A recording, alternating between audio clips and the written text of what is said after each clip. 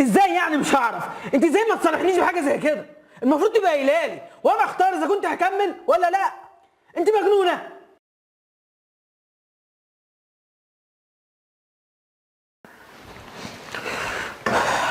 عملت ايه يا استاذ احمد؟ والله هو كله تمام. انت ايه دنيتك؟ انا والله زي ما اتفقت معاك وكلمتك من شهر.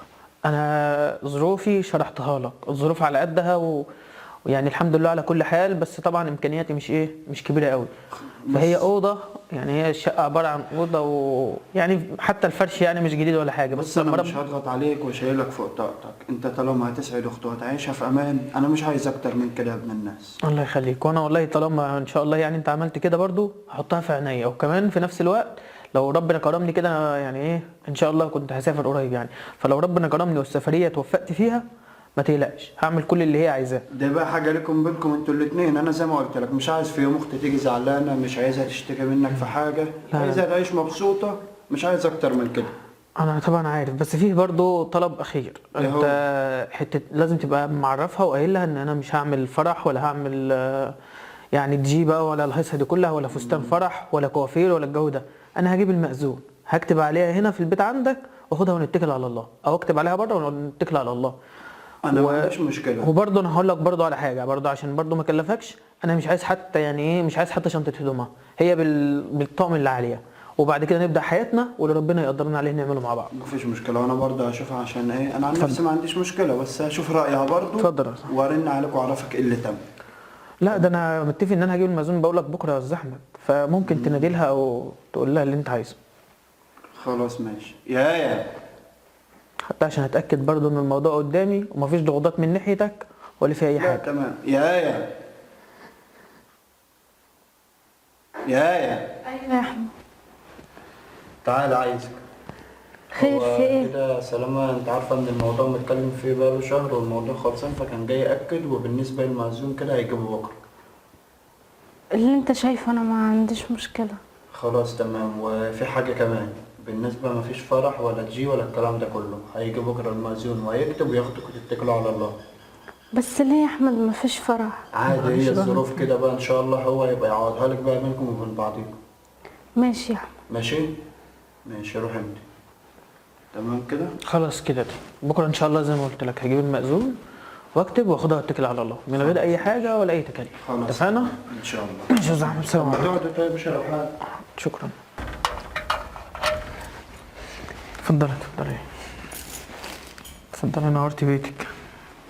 معلش بقى هو البيت مش على قد بس يعني ان شاء الله نظبطه مع بعض. مش اتفضلي. مشكله. نتمنى لكم مشاهدة ممتعة، ويرجى العلم أن جميع الحقوق محفوظة لدى صفحة دراما العرب. All rights reserved to Drama Arab page. ازاي يعني مش هعرف؟ انت ازاي ما تصالحنيش بحاجه زي كده؟ المفروض تبقى قايله لي وانا اختار اذا كنت هكمل ولا لا. انت مجنونه. سلامة سامحني، انا ما اعرفش حاجه زي كده، يعني الحوار ده حصل غصب عني. يعني ايه غصب عنك؟ انا كنت على علاقه بواحد حيوان، وفي اخر ما عمل معايا كده سابني. تقولي وانا اختار سواء هكمل او مش هكمل، انما انت فاكره ان انت كده بتدبسيني فيكي مثلا؟ ما انا هفضحك واخوك هيعرف والناس كلها هتعرف مصيبتك. بتكلمي من امتى؟ وانا معاكي ولا قبل ولا بعد؟ سلامة احنا لسه عارفين بعض، احنا حتى ما قعدناش فتره خطوبه زي اي حد. كنت ممكن ترفضي قولي مش هتجوز. انا رفضت ناس كتير او ما قدرتش اقول لاخويا عليك انت كمان. لا اشمعنى؟ عشان انا اللي هقبلك مثلا؟ مش حوار هتقبلني ولا، حوار ان انا عارفه ان انت راجل ومش هتقبل ان انت تروح تقول لاخويا حاجه زي كده، وعارفه ان انت هتستر عليا. طب واللي كنت على علاقه بيه ده ما جاش تقدم لك ليه؟ طلع زباله، خد اللي هو عايزه وسابني. طيب بص عشان ما اكدبش عليكي، انا كرامتي رجولتي، انا تربيتي صعيدي، مش هقبل ان انا اكمل في الوضع ده. سلامة طب عشان خاطري قبل اي كلام بلاش اخويا يعرف حاجه، اركن اي حاجه على جنب وبلاش يعرف حاجه، لانه لو عرف حاجه هيقتلني. طب بص يا بنت الناس، وبرضه عشان من ستر مسلما في الدنيا ستره الله يوم القيامه، عشان ربنا امرنا بالستر ومحدش عارف بكره الواحد ممكن يتحط في ايه. انا مش هفضحك ومش هقول لاخوكي، مش هعرف حد، بس في نفس الوقت برضو انا مش هكمل معاكي. انا برضو عشان ابقى خلصت ضميري قدام ربنا ويعوض عليا ربنا برضو في اي حاجه. دي مفاتيح البيت. طب سلام، انا عايزه خليها بس معاكي. اقول لك على حاجه اخيره. هو يعني ربنا بيغفر، فليه انت مش عايز تغفر لي؟ انا مش هقدر اقبل حاجه زي كده، بس في نفس الوقت برضو هنقذك من الموقف اللي انت فيه علشان تقدري تكملي حياتك في المجتمع. انت لو طلعتي من هنا بفضيحه محدش هيرضى يكمل معاكي ولا حد حتى هيرضى يبص لك. فاللي هيحصل بص يا بنت الناس، عشان انا برضو مش هقبل. ده مفاتيح البيت، هو مش كبير قوي بس كويس. هقعد اليومين دول عند واحد صاحبي وهبلغ اخوكي بعد اسبوعين بعد شهر ان احنا مش متوافقين مع بعض وان دماغنا مش متوافقه مع بعض وان مش هنعرف نكمل، وهطلقك وابعتلك ورقتك عند اخوكي او تكملي في البيت عادي. البيت هكتبه باسمك ويعوض عليا ربنا فيه وربنا يعوض طب عليا. يا سلامة، انا ممكن اكون فعلا غلطت، انا فعلا معترفه انا ما بغلطي. بقدرش او ما اقدرش اغفر الغلط زي كده، بس انا كل اللي اقدر اعمله وده عشان ربنا ان انا اسيب لك البيت حاجه هديه ليكي، ولو ليكي اي مستحقات في الجواز ابعتها لاخوكي ابعتها لك، وبعدها انت لما تكوني مطلقه الناس هتبقى فاهمه انت ليه مش بنت.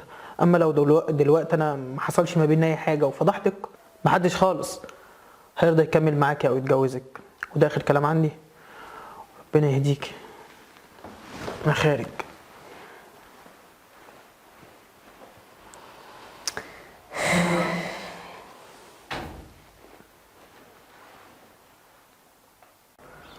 الو يا صاحبي، عملت ايه في الفيزا اللي كنت مكلمك عليها وعماله تترفض بقالها شويه دي؟ ايه ده بجد؟ والله فعلا؟ يعني اقدر اسافر دلوقتي؟ والله العظيم انت برنس، كنت محتاج السفريه دي بفارغ الصبر. الحمد لله ربنا عوضني، انا فعلا مش طايق اكمل هنا. لا الحمد لله الحمد لله. الفرح لا والله هي كانت كويسه وبنت ناس وكده، بس انا بالنسبه لي عندي حلم اكبر لازم احققه. انت عارف من الاول ان انا السفريه دي بحلم فيها يعني من زمان قوي ونفسي اسافر. فلا انا متفق معاها وهي برضو موافقه وكل حاجه، وهسيبها هنا وهسيب لها البيت. هسافر بقى اكمل وان شاء الله ربنا يعوضني خير.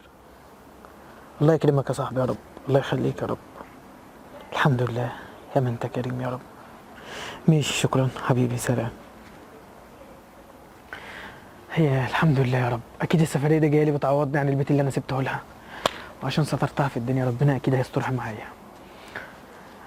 وانا مخنوق منها، بس يلا اكيد في واحد زباله ضحك عليها، بس برضه رجولتي مش هتقبل ان انا اكمل مع واحده بالشكل ده وضحكت عليا وخبت عليا.